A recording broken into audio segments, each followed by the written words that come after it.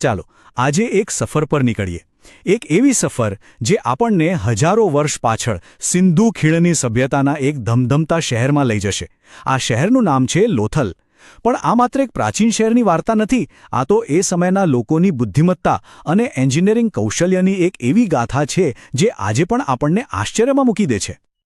આ સવાલ ખરેખર વિચારવા જેવો છે.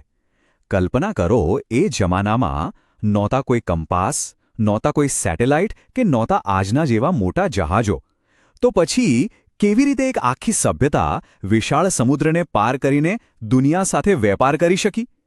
આ એક એવા ઐતિહાસિક રહસ્ય જેવું છે જેનો જવાબ હવે આપણી પાસે છે. અને આ મોટા રહસ્યનો ઉકેલ દુનિયામાં બીજે ક્યાંય નહીં પણ આપણા ગુજરાતના ભાલ પ્રદેશની ધરતી નીચે જ દટાયેલો હતો. એક એવી જગ્યા જ્યાંથી ઇતિહાસનું એક નવું જ પાનું ખુલ્યું. જરા આ સમયરેખા પર નજર નાખો. લગભગ 4,500 વર્ષ પહેલાં આ શહેર એની જાહોજલાલીના શિખર પર હતું, અને પછી હજારો વર્ષો સુધી જાણે કે એ સમયની ગર્તામાં ખોવાઈ ગયું. છેક 1954માં પુરાતત્વવેદ S.R. રાવ અને એમની ટીમે આ ખોવાયેલા શહેરને ફરીથી દુનિયા સામે આણ્યો. અને જે મળ્યું ને એ માત્ર જૂના વાસણો કે દિવાલો નહોતી.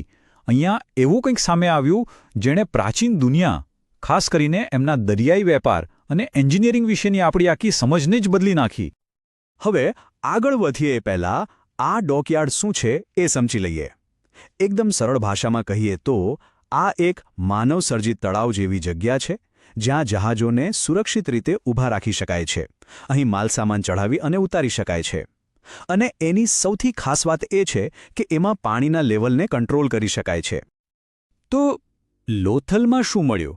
એના શોધક S.R. રાવના જ શબ્દોમાં કહીએ તો એ હતું વિશ્વનું સૌથી પ્રાચીનતમ જાણીતું ડોકયાર્ડ. વિચારો, દુનિયાનું સૌથી જૂનું. આ એક જ વાક્ય આ શોધ કેટલી મોટી હતી એ સમજાવવા માટે પૂરતું છે. અને આ કોઈ મામૂલી બાંધકામ નહોતું.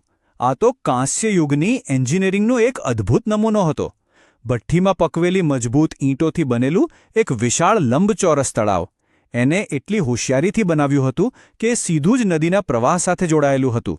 અને એનું લોકેશન તો જુઓ, ખંભાતના અખાતની એકદમ નજીક, જે દરિયાઈ વ્યાપાર માટે બિલકુલ પરફેક્ટ હતું.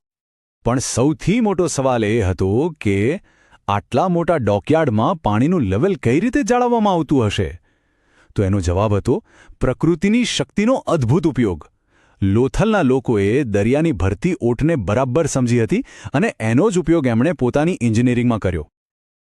ચાલો સમજીએ કે આ આખી સિસ્ટમ કેટલી સ્માર્ટ હતી. જુઓ, જ્યારે દરિયામાં ભરતી આવે ત્યારે નદીમાં પાણીનું સ્તર ઊંચું આવે. બસ એ જ સમયે ડોકયાર્ડનો ગેટ ખોલીને જહાજોને અંદર લઈ લેવામાં આવતા. પછી ગેટ બંધ કરી દેવાય એટલે પાણી અંદર જ લોક થઈ જાય અને જહાજો આરામથી તરતા રહે. પછી ઘાટ પર માલ ચઢાવવાનું અને ઉતારવાનું કામ થતું. આજે પણ આધુનિક બંદરોમાં આ જ સિદ્ધાંત વપરાય છે. વિચારો તો ખરા. એટલે આ ડોકયાર્ડ માત્ર એક બાંધકામ નહોતું, એ લોથલની સફળતાની ચાવી હતી. આ જ ડોકયાર્ડના કારણે લોથલ એ સમયનું એક ગ્લોબલ પાવરહાઉસ, એક મોટું આંતરરાષ્ટ્રીય વેપાર કેન્દ્ર બની શક્યું. એ સિંધુ ખીણની સભ્યતા માટે દુનિયાનું પ્રવેશદ્વાર હતું. કારણ કે લોથલ માત્ર માલની આયાત નિકાસ જ નહોતું કરતું, એ તો ઉદ્યોગ અને વ્યાપાર બંનેનું એક ધમધમતું શહેર હતું.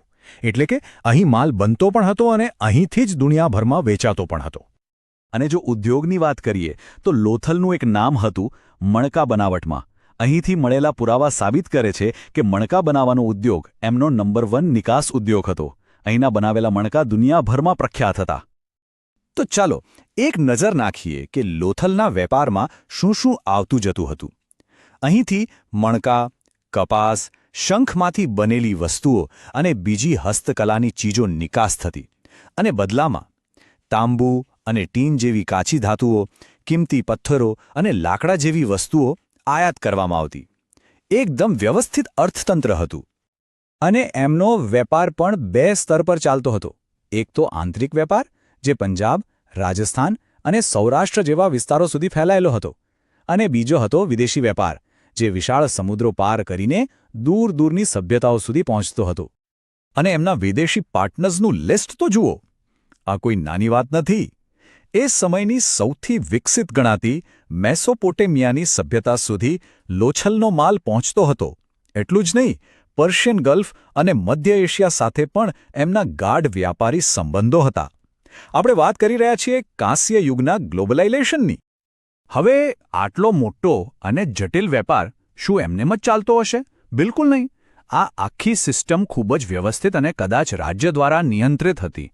દરેક વસ્તુનો હિસાબ કિતાબ અને નિયમન થતું હતું. અને આના પાક્કા પુરાવા પણ આપણને મળ્યા છે. જેમ કે માલના પેકિંગ પર લગાવવામાં આવતી હડપ્પીય સીલ, જે એક પ્રકારની ક્વોલિટી ગેરંટી જેવી હતી. આખા સિંધુ સભ્યતામાં વજન અને માપની એક જ સ્ટાન્ડર્ડ સિસ્ટમ હતી. અને લોથલમાં તો વ્યાપાર પર દેખરેખ રાખવા માટે એક આખો અલગ વહીવટી વિસ્તાર પણ હતો. તો આટલી બધી વાતો પછી લોથલનો વારસો શું છે? એ આપણને શું શીખવે છે? એ માત્ર ઈંટોનું ખંડેર નથી, પણ એનાથી ઘણું વધારે છે. ચાલો જોઈએ કે આ પ્રાચીન શહેર આજે પણ આપણા માટે આટલું મહત્વનું કેમ છે. સૌથી પહેલી વાત તો એ કે લોથલ એ વાતનો જીવતો જાગતો પુરાવો છે કે પ્રાચીન ભારતીયો પાસે દરિયાઈ અને ભરતીઓડ એન્જિનિયરિંગનું કેટલું ઊંડું જ્ઞાન હતું. બીજું, એ સાબિત કરે છે કે એમની પાસે એક ખૂબ જ વ્યવસ્થિત અને કદાચ રાજ્ય નિયંત્રિત વૈશ્વિક વેપારનું નેટવર્ક હતું. અને ત્રીજું, એ સિંધુ ખીણની સભ્યતાની ઔદ્યોગિક અને આર્થિક તાકાતનો પુરાવો છે. ટૂંકમાં કહીએ તો લોથલ પ્રાચીન દુનિયા કેટલી જોડાયેલી હતી એ વિશેની આપણી આખી સમજને જ બદલી નાખે છે. અને આ બધું આપણને એક મોટા સવાલ પાસે લાવીને ઊભું રાખે છે.